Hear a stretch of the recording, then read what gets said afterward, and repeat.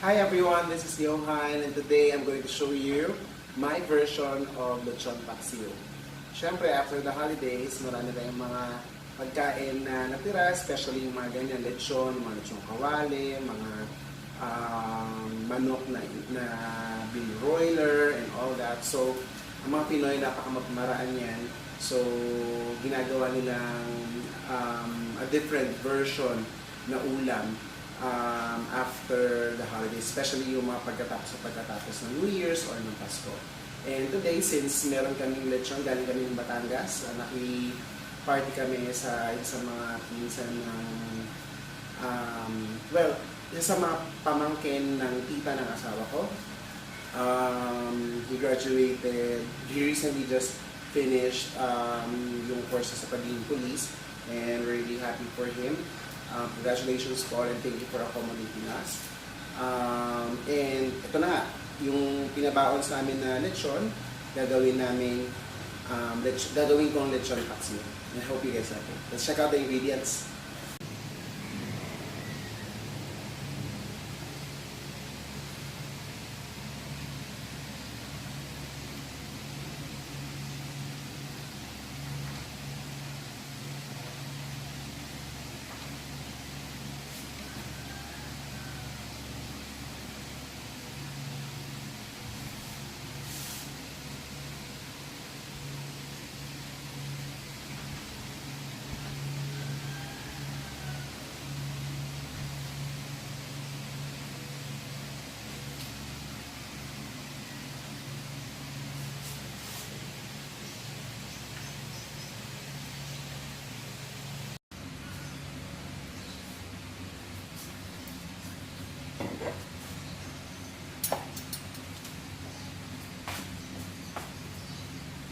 So sa isang pan na yan, pinainit ko lang yung pan and then nilagay ako ng olive oil or kahit anong cooking oil.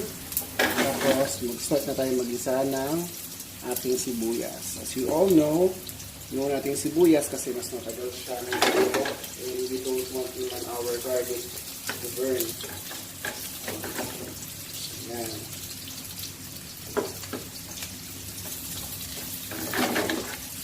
Normally, sibuyas na puti ang ginagamit dito. However, wala ako nun available right now in my pantry, so I just made use of what I have, which is itong malaking red onions na to. Okay. Para sa akin, mas maraming sibuyas, mas maraming bawang, mas maging masarap ang luto. Pero syempre, it all depends sa panlasa niya at sa preference niyo. Kung tingin niyo medyo hindi kayo mahilig sa sibuyas or sa bawang, then just add whatever you want. Pero itong nakalagay dito, this is like one big or medium size red onion, just like this one. Okay?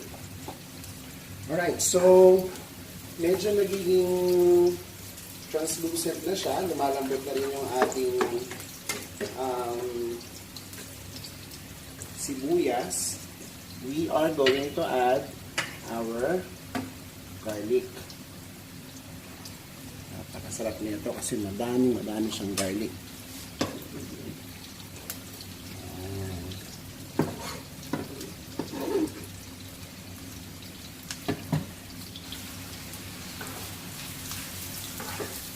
So again, i-sweat lang natin sila pareho. Hindi natin gusto maging brown yung garlic natin or ma-toasted siya. Gusto lang natin ma-extract yung garlic flavor niya dun sa oil para once na igasan natin yung lechon, na sasama yung flavor niya. Yung mga 1 to 2 minutes.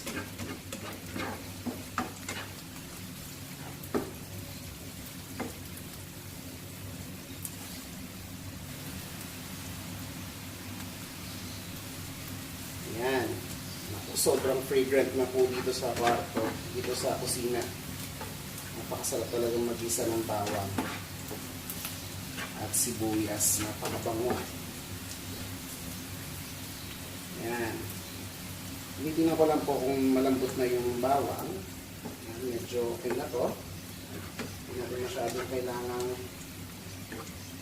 saute pa kasi pakukuluan din naman natin siya. Lalagyan na natin ngayon ang ating leftover na lechon. Galing tayo ng Batangas. Native na baboy po ginamit dyan. Siguro to is roughly half kilo. Half kilo yan. May bandang piece nito bandang mukha ng baboy yata ito. So I'm just going to turn the heat to medium high.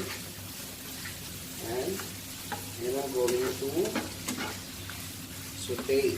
Igisa lang natin siya para ma-pick up nung karne, yung lechon, yung ating garlic and onion flavor na nandyan sa ating mantika. Ito naman hindi ito pinaka-healthy na lutuin or na ulam sa mundo kasi habang ginigisa natin ito, mag-render pa ito sa kanyang sarili niyang fat and all that. Pero kung minsan-minsan lang at saka kung kayo ay may kondisyon, hindi nyo naman kailangan din kainin lahat. Pwede nyo tikman siguro as long as you take care of yourself and you follow your medication. Parang doktor na, kala mo alam lahat. Anyways, so going back, yan. Gisa lang natin sila. Ito, magbilis lang ito kasi luto na yung kanin natin. Hindi mo na kailangan palambutin and all that. Pero may part pa rin na pakukuluan natin siya kasi gusto nating ma-extract yung lasa. So lalagyan ko pa ng bay leaf. Actually parang madami ito, so dalawa na lalagay ko. Lalagay ko na rin yung ating pamintang buo. Tapos yung ating lechon sauce, ito, itong Mang Tomas, hindi ko ito nakuubos lahat So, sa paunang pakulo, lalagyan ko ito ng konting tubig. Almost a cup siguro. Or isang boteng ganyan. Yan, isang bote. Sasailin ko lang yung kanyang laman. Ito ay 325 grams. So, roughly a cup. I think more than a cup. So, bubuhos ko siya dyan. Keeping the temperature, the heat sa high. Okay? At mabilis lang naman yan. Mabilis na magsisimmer yan. So, ginagawa naman natin dito ngayon, pagkatapos natin igisa yung sibuyas at bawang, pinick up na ng karne yun, di ba? Pinick up ng karne yung lasa ng sibuyas at bawang. Ang goal naman natin sa papakulo niya is ma-extract naman yung lasa ng buto-buto niya. Yung buto ng baboy. Para maging well incorporated lahat ng flavors na naandyan sa ating lechong paksiw. And kayo, kung gusto niya kung meron kayong beef broth or pork broth na pwede nyo ilagay dyan, I'm going to use some beef cube there for added flavor.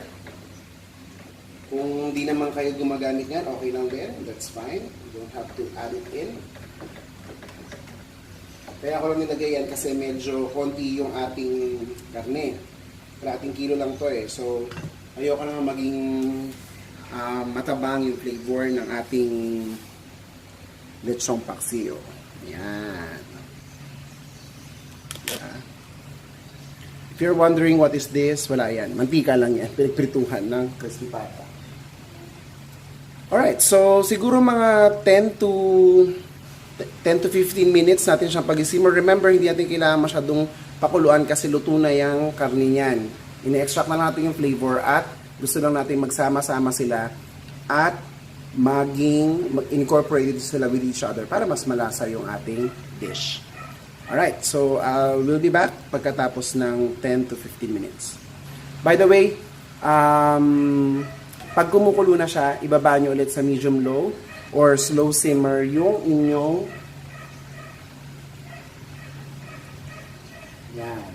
yung inyong heat Kasi mag-evaporate naman yan. Just in case mag-evaporate at medyo nawalan na ng sabaw, okay lang. Lagyan nyo lang ng konting tubig ulit. Or again, kung may beef stock kayo, that's also good. Remember na sa paggamit ng mga stocks, tingnan nyo yung panlasa nyo kasi medyo may iba maalat, medyo hindi. So, at the end of this, bago tayo mag-aasin, titingnan muna natin siya saka tayo mag-aasin para make sure na hindi umalat yung ating dish. Okay? We'll be back. Yan guys, so medyo kumulo na siya. Ngayon naman, lalagyan natin ng 4 tablespoons of suka. Yan. And, antayin natin siyang kumulo ulit muna. May kasabihan nga na pag naglagay ka ng suka mo nang haluin. So, I don't know if there's science behind that whatsoever, pero nakasanayan ko na lang din na kapag nagluluto ako ng anything na may suka, yung adobo or whatever, pagka-add ko ng suka, hindi ko hinahalo. So, kayo, bahala kayo. Pero, ganun din, masarap pa din naman siya, provided na, alam mo yun, based sa panlasa mo, yung pagkakaluto. Ayan. So, pagkalagay ng suka, kumukulo na ulit siya. Isasama na ngayon natin ang asukal. This is 2 tablespoons ng sugar. Kayo, depende again sa panlasa niyo yun. Hindi niyo masyadong gusto yung matamis, that's also fine. Just bawasan nyo or nagdagan nyo kung gusto nyo. Ayan. This is almost done. What we're going to add now is the lechon sauce. In my case, yung Mang Tomas. Isang bote yan ng Mang Tomas. Ayan. Tapos, syempre, bigyan ko ng konting tubig para masaid natin yung naipanuan na sauce. So, alright. So, I'm just going to bump the heat up again sa high. Kasi nilagay tayo ng konting tubig. Haluin ko ng konti ito para maihalog natin yung lechon sauce. And we're almost done with this actually. Ang tangi na lang yung natin aantayin ay kumulo siya. Let's allow it to simmer for at least 5 minutes. And then we're going to taste it. And of course adjust the saltiness after we taste it. Kasi remember yung mga Tomas mismo meron din yung ano, so with that. Okay, so I'm going to taste it now.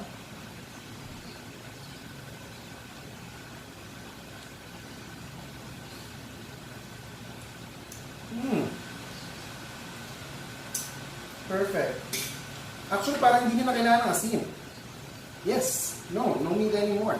I think yung lechon mismo is medyo nasa salty side siya. Tapos nagsama-sama pa yung Mang Tomas. Tapos yung beef cubes na nilagay ko. It doesn't really need any adjusting. I'm just going to top it with this. Ito, ng chili. Long green chilies.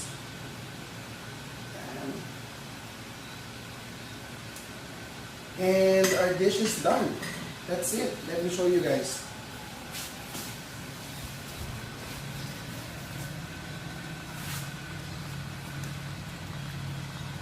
That is our Lechong Paksiw. Alright. Okay, so I hope you guys like it. Try it.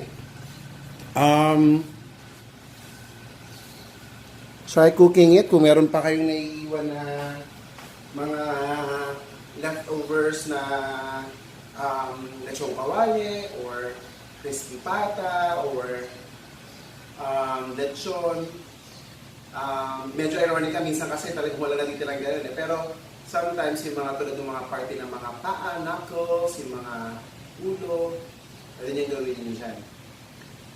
I like it. I have another version of this na hindi ko pa na-film pero basically this is a spicy version.